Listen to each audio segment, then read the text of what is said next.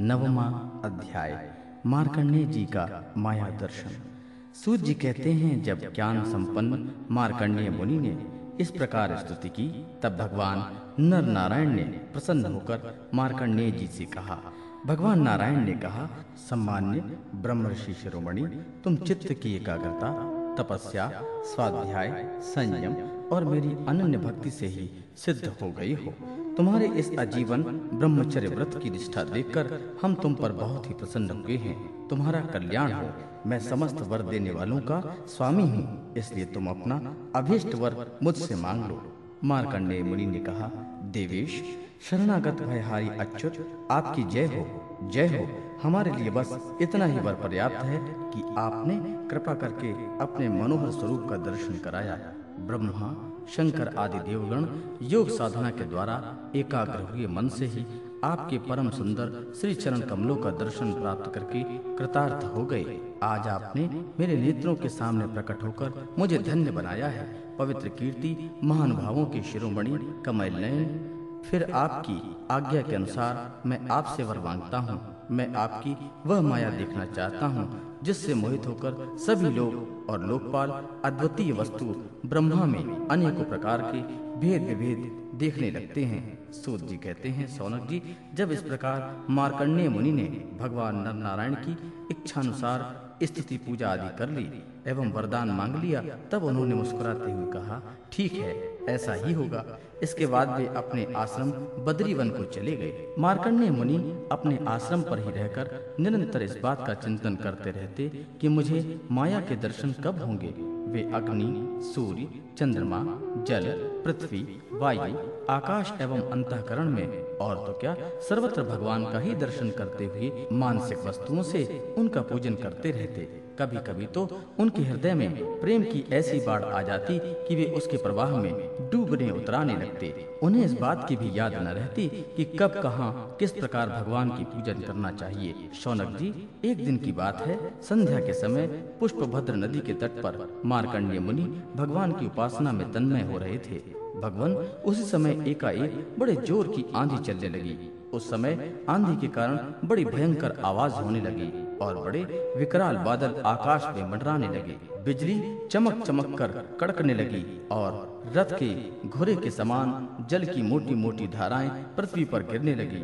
यही नहीं, मार्कंडेय मुनि को ऐसा दिखाई पड़ा कि चारों ओर से समुद्र समूची पृथ्वी को निगलते हुए उमड़े आ रहे हैं। आंधी के वेग से समुद्र में बड़ी बड़ी लहरें उठ रही हैं, बड़े भयंकर भंवर पड़ रहे हैं और भयंकर ध्वनि कान फाड़ डालती है। स्थान स्थान पर बड़े बड़े मगर उछल रहे हैं। उस समय बाहर भीतर चारों ओर जल ही जल दिखता था। ऐसा जान पड़ता था कि उस समय जल राशि में पृथ्वी ही नहीं है, स्वर्ग भी डूबा जा रहा है। उस पर से बड़े वेग से आंधी चल रही है और बिजली चमक रही है, जिससे संपूर्ण जगत संतप्त हो रहा है। जब मार्कंडेय मुनि ने देखा कि इस जल प्रलय में सारी पृथ्वी डूब गई है, उद्भिज, स्वेदज, अंडज और जरायुज चारों प्रकार के प्राणी एवं स्वयं वे भी अत्यंत व्याकुल हो रहे हैं, तब वे उदास हो गए और मन ही मन अत्यंत भयभीत भी। उनके सामने ही प्रलय समुद्र में भयंकर लहरें उठ रही थीं। आंधी के वेग से जल राशि उछल रही थी और प्रलयकालीन बादल बरस बरस कर समुद्र की ओर से भरते जा रहे थे। उन्होंने देखा कि समुद्र ने द्वीप, वर्ष और पर्वतों के साथ सारी पृथ्वी को डुबा दिया। पृथ्वी, अंतरिक्ष, स्वर्ग और ज्योतिर्मंडल, ग्रह, नक्षत्र एवं तारों का समूह और दिशाओं के साथ तीनों लोग जल में डूब गए। बस उस समय एकमात्र महामुनि मार्कंडेय जी ही बच रह गए थे। उस समय वे पागल और अंधे के समान जटा फैलाकर यहाँ से वहाँ भागकर अपने प्राण बचाने की चेष्टा कर रहे थे। वे भूख और प्यास से व्याकुल हो रहे थे। किसी ओर बड़े बड़े मगर तो किसी ओर बड़े बड़े तिमिंगिल मच्छ उन पर टूट पड़ते। किसी ओर से हवा का झोंका आता तो किसी ओर से लहरों के थपेड़े उन्हें घायल कर देते। इस प्रकार इधर उधर भटकते भटकते वे अपार अज्ञान अंधकार में पड़ गए, बेहोश हो गए और इतने थक गए कि उन्हें पृथ्वी और आकाश का भी ज्ञान न रहा। वे कभी बड़े भारी भंवर में फंस जाते, कभी तरल तरंगों में चोट से चंचल हो जाते, कभी जल जंतु आपस में एक दूसरे पर आक्रमण करते, तब ये अचानक उनके शिखर बन जाते। कहीं शोकग्रस्त हो जाते तो कहीं मोहग्रस्त, कभी दुख ही दुख निमित्त आते तो कभी तनिक सुख भी मिल जाते, कभी भयभीत होते, कभी मर जाते, तो कभी तरह तरह के रोग उन्हें सताने लगे। इस प्रकार मार्कंडेय मुनि विष्णु भगवान की माया के चक्कर में मोहित हो रहे थे। उस प्रलय के समुद्र में भटकते भटकते उन्हें सैकड़ों हजारों ही रह गए, लाखों करोड़ों की वर्ष बीत गए। सौनक जी, मार्कंडेय मुनि इस प्रकार प्रलय के जल में बहुत समय तक भटकते रहे। एक बार उन्होंने पृथ्वी के एक टीले पर एक छोटा सा बरगद का पेड़ देखा। उसमें हरे हरे पत्ते और लाल लाल फल शोभायमान हो रहे थे। बरगद के पेड़ में ईशान कोण पर एक डाल थी, उसमें एक पत्ते का दोना सा बन गया था। उसी पर एक बड़ा ही सुंदर नन्हा सा शिशु लेट रहा था। उसके शरीर से ऐसा उज्जवल छटा छिटक रही थी जिससे मानो आसपास अंधेरा दूर हो रहा था। वह शिशु मरकत मणि के समान सांवला सांवला था। मुख कमल पर सारा सौंदर्य फूट पड़ा था। गर्दन शंख के समान उतार चढ़ाव वाली थी। छाती चौड़ी थी, तोते की चोंच के समान सुंदर नासिका और भौहें बड़ी मनोहर थी। काली काली घुंघराली अलकें कपोलों पर लटक रही थीं और श्वास लगने से कभी कभी हिल भी जाती थीं। शंख के समान घुमावदार कानों में अनार के लाल लाल फूल शोभायमान हो रहे थे। मूंगे के समान लाल लाल होठों की कांति से उसकी सुधामयी श्वेत मुस्कान कुछ लालिमा मिश्रित हो गई थी। नेत्रों के कोने कमल के भीतरी भाग के समान तनिक लाल लाल थे। मुस्कान और चितवन बरबस हृदय को पकड़ लेती थी। बड़ी गंभीर नाभि थी, छोटी सी तोंद पीपल के पत्ते के समान जान पड़ती थी और श्वास लेने के समय उस पर पड़ी हुई बलें तथा नाभि भी हिल जाया करती थी। नन्हे नन्हे हाथों में बड़ी सुंदर सुंदर अंगुलियां थी। वह शिशु अपने दोनों कर कमलों से एक चरण कमल को मुख में डालकर चूस रहा था। मार्कंडेय मुनि यह दिव्य दृश्य देखकर अत्यंत विस्मित हो गए। सौनक जी, उस दिव्य शिशु को देखते ही मार्कंडेय मुनि की सारी थकावट जाती रही।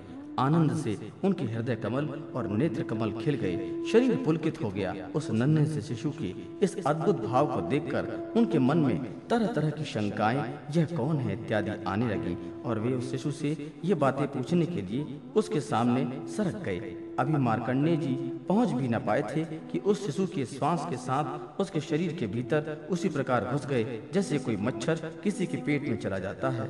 उस शिशु के पेट में जाकर उन्होंने सब की सब वही सृष्टि देखी जैसे प्रलय के पहले उन्होंने देखी थी। वे वह सब विचित्र दृश्य देखकर आश्चर्यचकित हो गए। वे मोहवश कुछ सोच विचार भी न कर सके।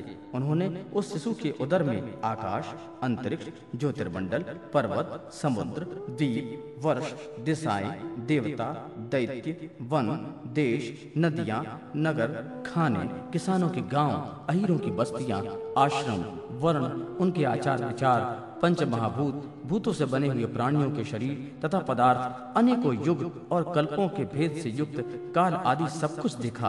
केवल इतना ही नहीं, जिन देशों, वस्तुओं और कालों के द्वारा जगत का व्यवहार संपन्न होता है वह सब कुछ वहाँ विद्यमान था। कहाँ तक कहें, वह संपूर्ण विश्व न होने पर भी वहाँ सत्य के समान प्रतीत होता था।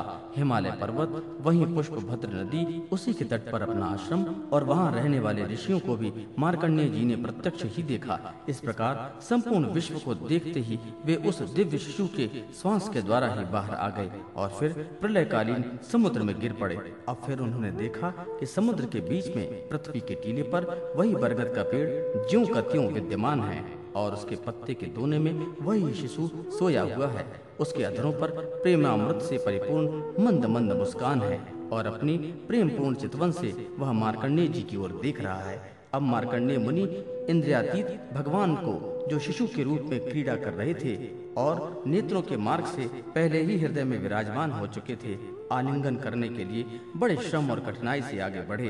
परंतु शौनक जी, भगवान केवल योगियों के ही नहीं, स्वयं योग के भी स्वामी और सबके हृदय में छिपे रहने वाले हैं। अभी मार्कंडेय मुनि उनके पास पहुंच भी न पाए थे कि वे तुरंत अंतर्ध्यान हो गए। ठीक वैसे ही जैसे अभागे और असमर्थ पुरुष के परिश्रम का पता ही नहीं चलता कि वह फल दिए बिना ही क्या हो गया। सौनक जी, उस शिशु के अंतर्ध्यान होते ही वह बरगद का वृक्ष तथा प्रलयकालीन दृश्य एवं जल भी तत्काल लीन हो गया और मार्कंडेय मुनि ने देखा कि मैं तो पहले के समान ही अपने आश्रम में बैठा हुआ हूँ।